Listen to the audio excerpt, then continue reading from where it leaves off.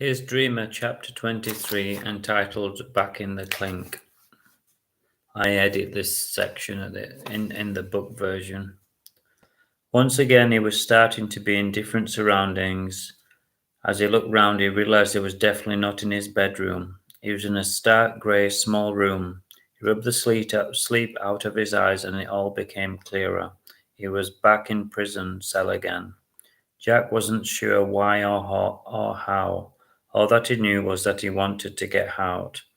He swapped a lovely soft mattress for a hard one and he was not happy. Jack looked at the grey bare cell and the thick looking bars and his heart began to sink. Then things got worse and he could hear the other prisoners shouting and banging, their tin cups on the floor, and the sound reverberated around everywhere. It was definitely not a place to be if you were nice, he thought dejectedly. He lay back on his mattress and wondered how he was going to get through the day. He didn't have long to ponder as the guard turned the key and ordered him out of his cell. Jack stood in the cold corridor and he looked round at all the angry men and swallowed hard. He knew that he wasn't like them. What am I going to do? He thought with a shudder. He was miserable and frightened. Before he could dwell any longer, he was marched down to the mess room, and lumpy potatoes and meat were piled onto his plate, and he sat down and quietly ate his unappealing meal. He was quickly joined by a man with a thick black beard. He was a giant of a man, about 6'5", and it didn't look promising.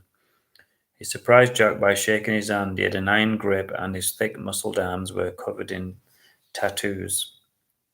"I'm Dave," he said. "I'm your new cellmate."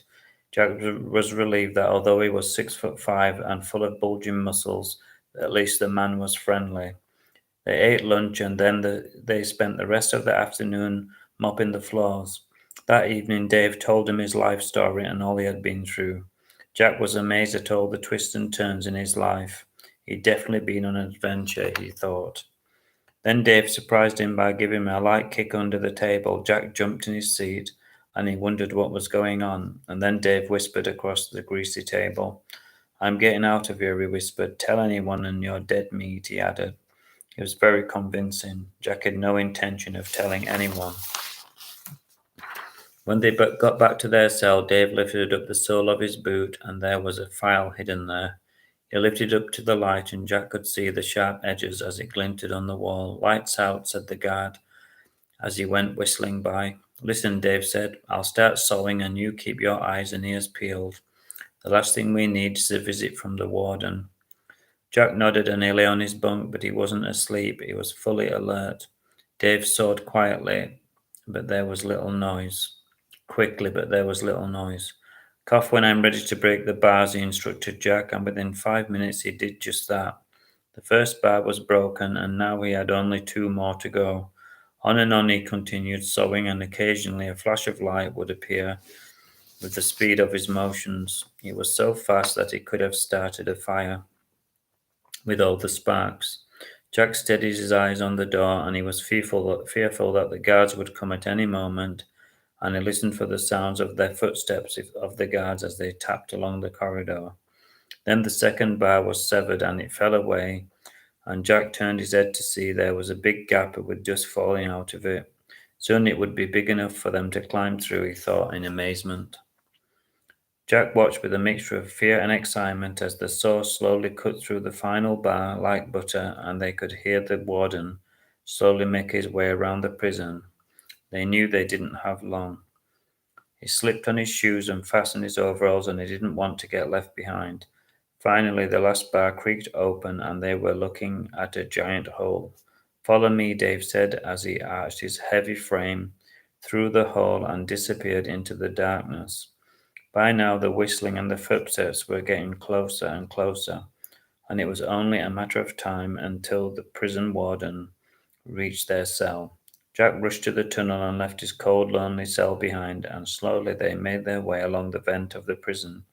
Rats scampered around them, and the drip-drip of the pipes echoed like a metronome. There was a ladder in the distance which led to the roof, and they climbed it, being careful not to make the slightest noise. Jack crouched down onto the roof. He saw the searchlights in the distance, and he heard the dreaded sound of Warden's whistle ringing out.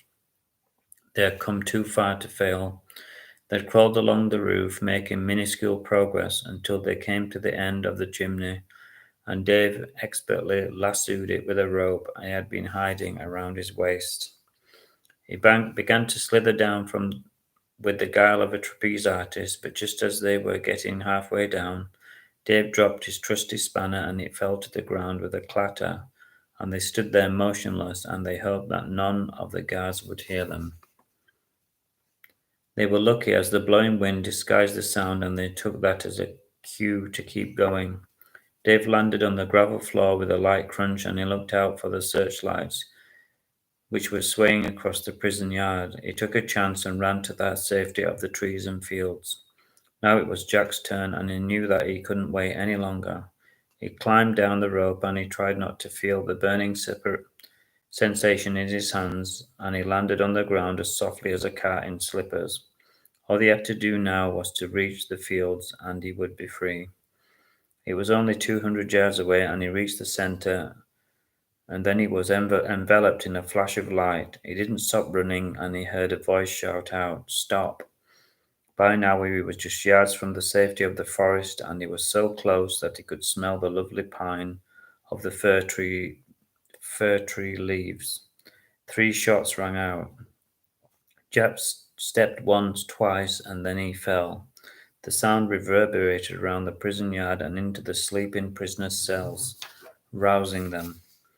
He felt the blood and the life flowing from him, and Jack's spirits weakened. Then he noticed a dim light which was growing in the distance. It became brighter. Is this the light of heaven? Jack thought, and he prepared himself to meet his Maker.